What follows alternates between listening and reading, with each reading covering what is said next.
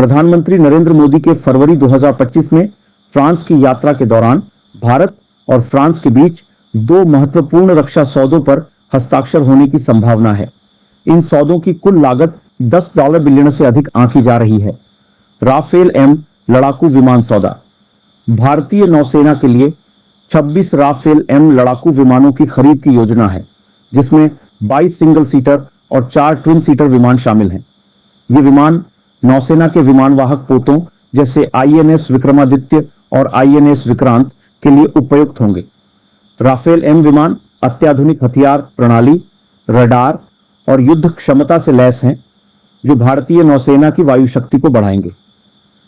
Scorpion पनडुब्बी M इसके अतिरिक्त 3 नई स्कॉर्पियन श्रेणी की पनडुब्बियों की खरीद पर भी विचार किया जा रहा है। ये पनडुब्बियां भारतीय नौसेना की समुद्री रक्षा क्षमता को सुदृढ़ करेंगी और पुरानी हो रही पनडुब्बियों के बेड़े को प्रतिस्थापित करने में सहायक होंगी। इन सौदों को अंतिम रूप देने से पहले कैबिनेट सुरक्षा समिति सीसीएस की मंजूरी आवश्यक होगी, जो अगले कुछ हफ्तों में प्राप्त होने की उम्मीद है। प्रधानमंत्री मोदी की फ्रांस यात्रा के दौरान इन समझौतों पर आधिकारिक हस्ताक्षर होने की संभावना है, जिससे भारत फ्रांस रक्षा सहयोग को नई ऊंचाइयां मिलेंगी। इन सौदों के माध्यम से भारतीय नौसेना की क्षमता में उल्लेखनीय वृद्धि होगी, जिससे देश की समुद्री सीमाओं की सुरक्षा और अधिक मजबूत होगी। भारतीय वायुसेना की घटती लड़ाकू विमान क्षमता को ध्यान में रखते हुए भारत सरकार 36 अतिरिक्त राफेल लड़ाकू विमानों की खरीद पर विचार कर रही है।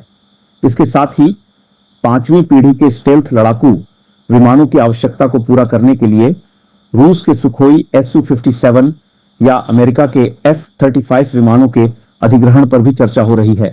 राफेल विमानों की संभावित खरीद। भारत ने पहले ही फ्रांस से 36 राफेल विमानों की खरीद की है, जो भारतीय वायुसेना में शामिल हो चुके हैं।